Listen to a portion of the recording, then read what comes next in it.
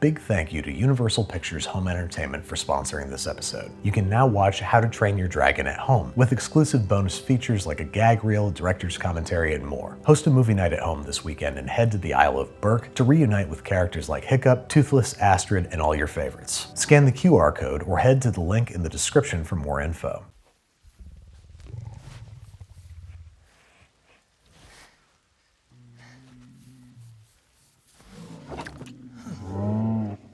Toothless.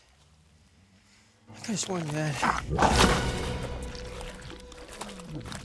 teeth. Hey, what's up guys? Welcome back to Binging with Babish, where this week we're taking a look at the fish from How to Train Your Dragon. More specifically, all the ways that you might use fire and medieval methodology to cook said fish. This red snapper is right to look concerned because that means open fires and a lot of them. Now I know what you're thinking. How many ways could there possibly be to cook a fish over fire? Well, I'm not sure what's up with that accent, but in researching this episode, I found a few interesting methods. For virtually all of them, we're going to need a strong fire with hot coals. The simplest method obviously is to just grill the fish over the fire. But to do this, it's important that you be able to adjust the height of the fish. As the fire dies down or flares up, you want to be able to adjust the heat exposure accordingly. I don't have an adjustable rack, so my grate was not properly preheated, so you might be able to guess what happened next. That's right, the fish skin glued itself to my grate. So rather than buy an adjustable rack and try to perfect the art of open fire grilling, I decided to try out some other more interesting methods. First, an appropriately Viking way to prepare fish fillet. I've got a lovely piece of sea bass whose flesh I'm going to score, then lightly oil and generously salt both sides. Then this fish fillet is headed somewhere familiar, a cedar plank soaked in water for 30 minutes. Now I know this is everyone's dad's favorite way to make fish, but we're going to do something rather more radical with this plank. Using clean stainless steel nails, we're going to nail the fish to the board, which ends up looking like a strange insect taxidermy, but for fish. And this is indeed a variation on an actual Viking method. To get the fire ready for this guy, we want to make a sort of hot coal factory. That is one side of the fire where we can put larger pieces of wood, and then on the other side we're piling up the hot coals that eventually form. Nearest to those hot coals, we're going to prop the fish up against the wall of our fire pit or lean it against a heat-proof stone.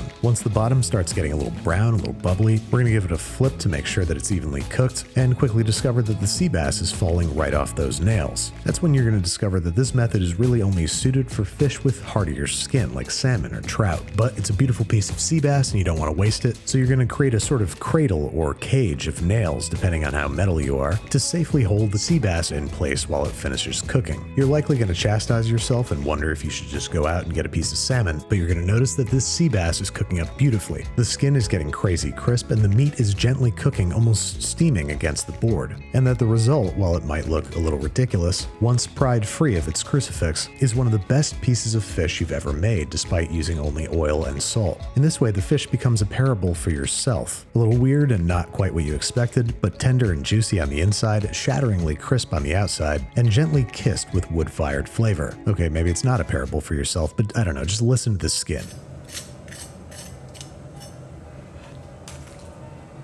Like the crust on a creme brulee, replete with gentle flavors from the wood fire and the cedar plank. So definitely give this a try with salmon or trout, and let me know in the comments if you know of a way to otherwise adhere a softer piece of fish to a plank. Next up, a much more subsistence-based form of firing fish, starting by lightly crushing a handful of juniper berries and combining with equal parts sugar and salt with a generous shake of dried dill. This is going to make for a basic gravlax cure, which we're going to use to gravlaxify a pair of trout, generously sprinkling inside and out before packing them in the cure, which, just like the characters in the movie, we're going to give a little Scottish accent in the form of a few splashes of Scottish gin. Because, fun fact, the Vikings ruled over Scotland from the 8th to 15th century. Probably not a fun fact for Scotland at the time, but you know what I mean. Once you got these fellers thoroughly packed in sugary salt or salty sugar, we're wrapping this guy up and fridging for 24 to 72 hours. This of course would have been done at room temperature at the time, but that's not how I want to die. 2 days later, and rinsed clean of the cure, the trout returns looking, shall we say, concentrated, with a now slightly longer shelf life. But to elongate it even further, we're going to chop off this trout's head, cut off its fins, and gently remove its spine.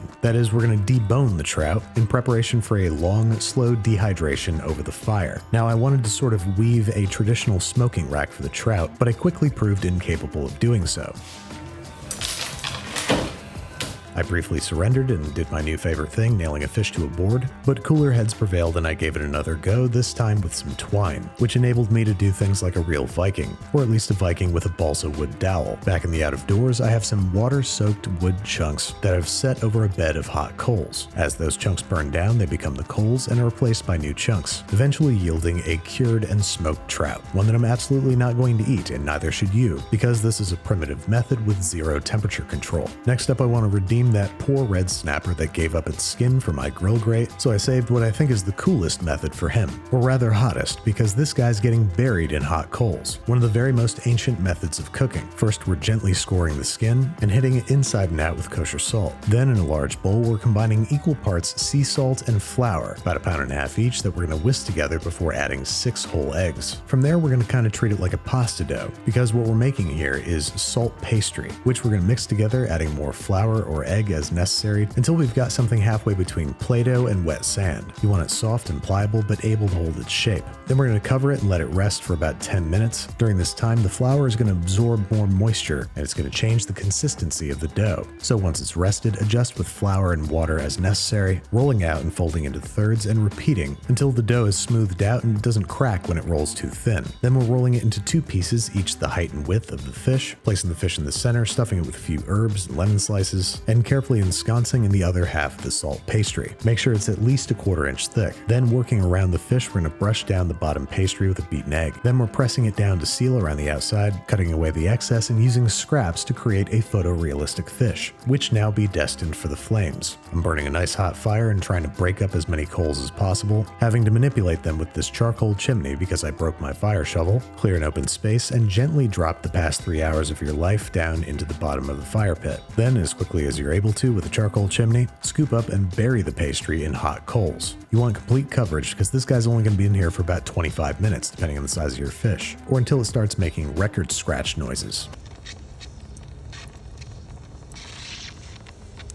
Go ahead and poke at it with a stick before gently fishing it out. And there you have it, fish buried in coals. Albeit a slightly more elegant version than the mud, clay, or leaves that might be used. This is the kind of fish served in Burke Castle. First, we're just going to stand there for a moment, extremely pleased with ourselves, then get to pretend to be an archaeologist before cracking this thing open like an oyster. Or more accurately, a wheel of Parmesan, because we're working a short, sharp knife around the outside edge. Now let's hold our breaths as we see what mysteries lie in wait. And what we have here is a perfectly lovely steam-baked fish. Worth all the effort, perhaps in antiquity or at a history teacher's dinner party, but modern tools make achieving this same result pretty easy. Gently peel back the skin, remove the fillets, take out the fish's head and spine cartoon style, and serve with a squeeze of lemon, a drizzle of olive oil, and a sprinkle of finishing salt. I will say, tasting a fish that you buried in a fire in cookware you made yourself is a pretty superlative primal experience, especially because I absolutely definitely left some bones in there. So while I feel like I've gotten the Viking experience, I don't feel like I've gotten the dragon experience. What is it like to cook as a dragon? To answer that question, I had to go to Florida. No, unfortunately not to Universal's Epic Universe, but because Florida is the kind of place where you can hang a fish on a pole, set up the slow motion cameras, and do this.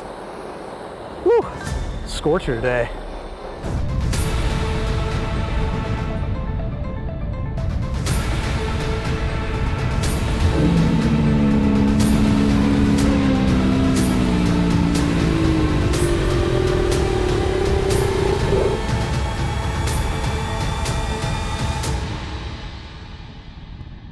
Well, Andrew, what did we learn? Well, Brad, today we learned that flamethrowers are an inefficient, if even irresponsible, way to cook a fish. We learned that flamethrowers are really fun for adults. We learned that there's flies everywhere in Florida, that there are gnats, flies, and mosquitoes. It's just constantly going at you, especially if you have a dead fish around and you're covered in dead fish smells for some reason. And most importantly, we remembered that dragons eat their fish raw.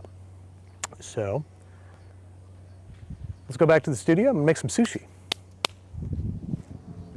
So we didn't have to come here? Nope.